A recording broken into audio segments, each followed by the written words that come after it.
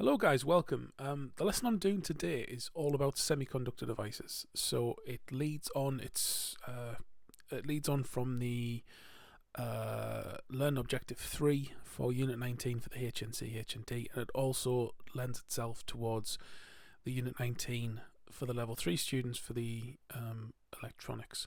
So this is quite a basic explanation of semiconductors. It's got a little bit of atomic theory in. Any issues at all, any questions, drop a comment below or send me an email. Okay, so we're going to look at different types of conductors and insulators, and we're going to compare sort of what you might have been taught at school to the level that you should be sort of thinking at now. We're going to look at the impact of the outer electron shell and what that says about its ability to conduct or insulate, and also as well how we can make semiconductor materials useful to us. Okay, so when I was at school, at the very least, we were taught that conductors and insulators were, it's a very binary thing. You had one or the other. Something was either a conductor or it was an insulator. In fact, we even made lists of them in our science book. I remember we had a yellow book for science, and you had a list of conductors, different types of metals, salt and water, things like that. And insulators, glass, wood, rubber. But in actual fact, it's more of a sliding scale, or should I say spectrum, of whether something is either a good conductor or a good insulator. Now, the thing to remember is that things that are good conductors are just poor insulators and the other way around. So when we're thinking about this, we need to think of it more of a spectrum. So there's no black and white answer. Some things are better than others. Some things are no better than others, and we'll look at those a little bit later on towards the end of the lesson. So first things first, what about an atom, or what about an element makes something a conductor or an insulator? Well, it's all about the electrons in the outer shell. Now, if you look at the atom on the left there, obviously it's a calcium atom, and there's quite a few electrons, and at first glance you'd think, wow, that's quite a busy sort of set of electron shells. But really we're looking at the electrons in the outer shell. So I've removed every other electron apart from the ones in the outer shell for the image on the right hand side. Now, for something to be elementally a conductor or an insulator, to be a conductor it needs to have 3 electrons or less. Okay? And to be elementally an insulator it needs to have 5 electrons or more. So if we look at aluminium's got 3 electrons in its outer shell. I have no doubt that it's got many other shells underneath that, but the important bit is the outer shell. So that becomes a conductor. Bismuth, any other in that group or beyond, makes it a good insulator. Again, bismuth has many shells underneath its outer shell, but the important bit is its outer shell.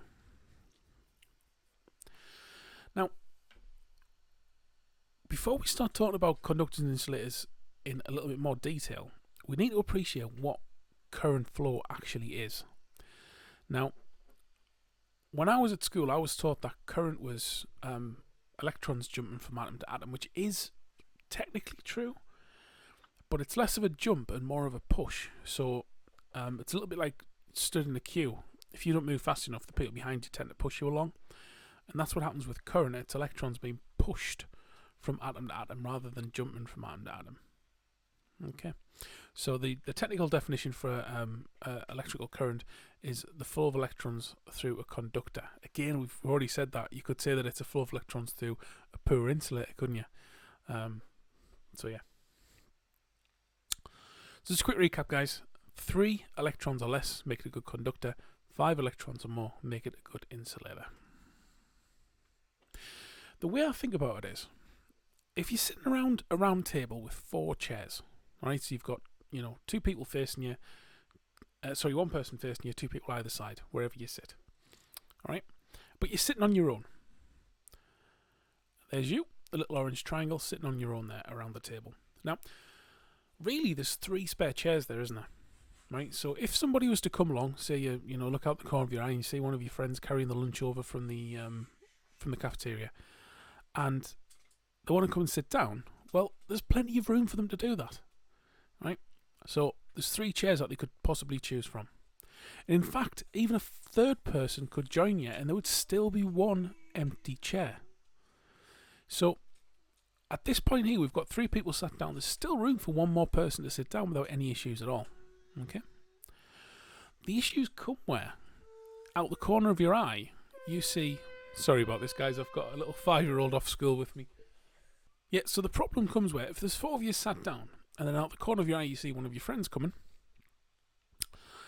well, now there's no spare seats. I mean, you can always grab a seat, but then you're going to have to move everybody's chair around, make room. You're going to be elbow to elbow, and if you're sitting all eating with knives and forks, it gets a little bit uncomfortable. But, you managed to get them sat down. There was quite a lot of resistance, though, because, like you say, everybody had to move. But now, you've got 5 people sat there, and out the corner of your eye, you see a 6th person. I've gone a little bit too far with that. So now you've got 5 people sat down, and it's exceptionally hard to do what you need to do. Imagine if a 6th person came along there. There's not going to be much room for them, is there? Everybody's going to move. But this time you're going to need to move 5 people to let the 6th person sit down, not just 4. So the more people that there are around the table, the harder it is, much harder it is for somebody else to come and sit. And that's exactly what it's like with electrons around the atom. Okay, if you've got, three electrons there, there's still space for 1 more to join without causing any issues.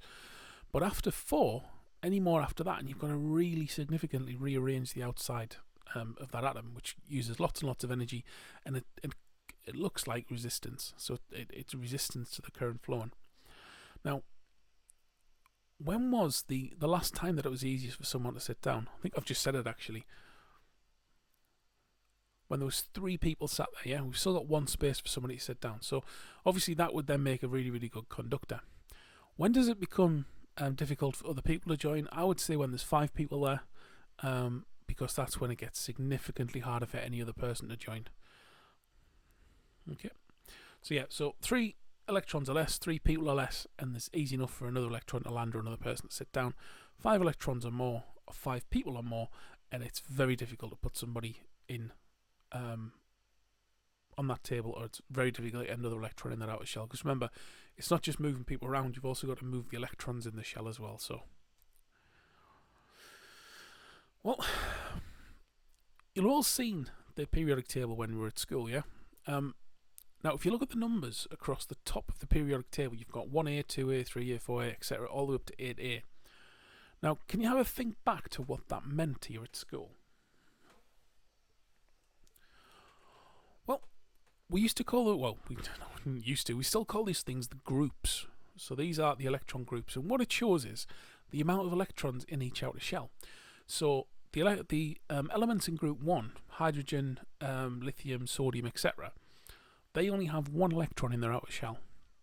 Group 2A, beryllium, magnesium, calcium, they all have 2 electrons in their outer shell. We'll skip the ones in blue in the centre for the moment, because that's a mixture of transition metals and other things. And we'll go over to group 3. So boron, aluminium, gallium, indium, they all have 3 electrons in the outer shell. If you remember, I've already showed you an image of aluminium, and it did indeed have 3 electrons in its outer shell. If we look at group 5, nitrogen, phosphorus, arsenic, antimony, bismuth, which is the world's most beautiful metal, they have 5 electrons in the outer shell, and so on and so on. You might be questioning yourself, well, why do we bother using elements with 3 electrons? Why not go right, straight to the sort of horse's mouth, so to speak, and use group 1 elements to conduct electricity? Well, if you've done the water tests when you're at school in science, where the teacher put 3 or 4 different types of metal in water and they exploded, caught fire, fizzed, whatever, well, they're group 1 elements, so they're not really that suitable. They need to be kept under oil, they're highly reactive, you put electricity through them, and quite often potassium and things do explode. So really, you get more stability the further you go sort of towards the 3A group. Obviously, you've got the transition metals in the middle, gold, nickel, cobalt. They're all really good and stable conductors, but we're just talking about the elemental groups here. So, what haven't I mentioned there? So we've mentioned 3 electrons or less and 5 electrons or more. What are we missing out in the middle? Well, what about elements with 4 electrons in the outer shell. Well, we call these things semiconductors, and we've got a list of them there. Any of the group 4 elements are technically semiconductors. We've got carbon, silicon, germanium, tin, lead, and I can't even pronounce the bottom one. Nope, not even going to try that one. If you have a little look as well, we've got the 2 useful ones, silicon and germanium. I've got those highlighted in green there. Carbon's another good one as well. Now, carbon, we mix impurities with carbon to make resistors. So there's a couple of different types of resistors, but there are carbon resistors, which we add in different types of metals and such too. Now, don't forget, semiconductors, because they're not technically a good conductor or they're not a good insulator, they go right smack bam in the middle of them both. So they sit right in the middle of that spectrum. So what is semiconductors used for? I mean, we use them in everyday life. The fact that you're watching this right now means that you've got some sort of semiconductor device processing information in front of you. So how can we make these things useful? They're not really good conductor, they're not really good insulator. How can we make them useful? Well, what we need to do is, like I mentioned with the carbon, we need to add some impurities to it. So we take some silicon, for instance. Okay, it's got 4 electrons in the outer shell. Not really good conductor, not really good insulator. However, if we take some group 3 elements, boron, aluminium, gallium, indium, any of those, and we mix it in with our silicon, well, what happens is the silicon has 4 electrons in the outer shell, and the group 3 element has 3 electrons. So the group 3 element, it's a little bit like I've got a next door neighbour who borrows my garden and stuff all the time. So if I went ahead and got a new lawnmower, for instance, I'd see the curtain twitching, and then he'd come out and make an excuse. Oh, can I borrow your new grass cutter? You know. So I've got myself a brand new grass cutter. I've got the space for it in the shed. Lovely space set out for it.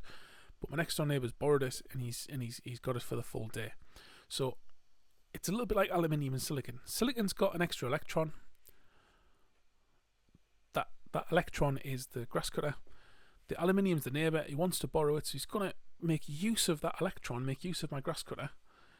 He doesn't own it. It's not his. But at the moment, I haven't got use of it because I've loaned it to him. So the silicon doesn't have use of that 4th electron. So in actual fact, the silicon acts like it's only got 3 electrons in its outer shell, and it starts to act like a conductor because it acts like it's got 3 electrons. In fact, where that 4th electron is, we call that a hole, which is literally what there would be in amongst all my tools in the garage. There'd be one space ready for the grass cutter to go back in. So silicon lends 1 electron over.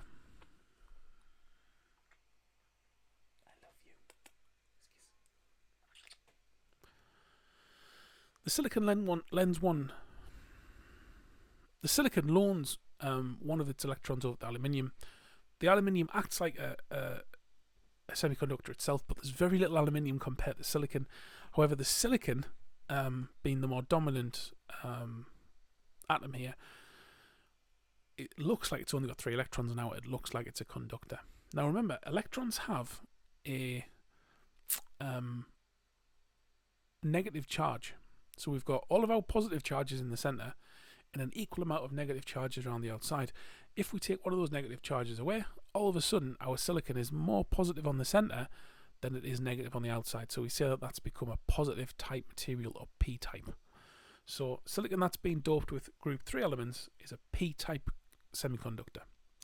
And it leaves behind a hole, which is what that red circle there shows. Okay, so it still owns the electron. It's still, that is its electron. But in the same way I still own my grass cutter, but when my next door neighbour's got it in his shed overnight, I haven't got use of it. If I wanted to go and cut my grass at 3 o'clock in the morning, I couldn't do that. Okay. Well, what about if we add some group 5 elements? Well, if we do that, the silicon starts to act like an insulator for exactly the same reason. So this time, I'm the greedy neighbour. I've seen my next door neighbour with his new petrol strimmer, and I want to borrow it. So can I borrow that for a couple of days? So all of a sudden, I've now looks like I've got a petrol strimmer. I don't own it. It's not mine to keep, but I've got use of it for now. In the same way that silicon decides to take one of the electrons from the bismuth and borrows it, it makes use of it. It looks like it has it, looks like it's got an extra electron, but in actual fact, it's only got 4, but it acts like it's got 5. And if that silicon looks to the outside world and electrically and physically like it's got 5 electrons, then it's going to have the properties of an insulator, isn't it? It's going to be harder for other electrons to land in its outer shell. So there we go. That's our conductors, insulators and semiconductors. So just a quick roundup. Conductors have 3 electrons or less in the outer shell. Insulators have 5 electrons or more in the outer shell.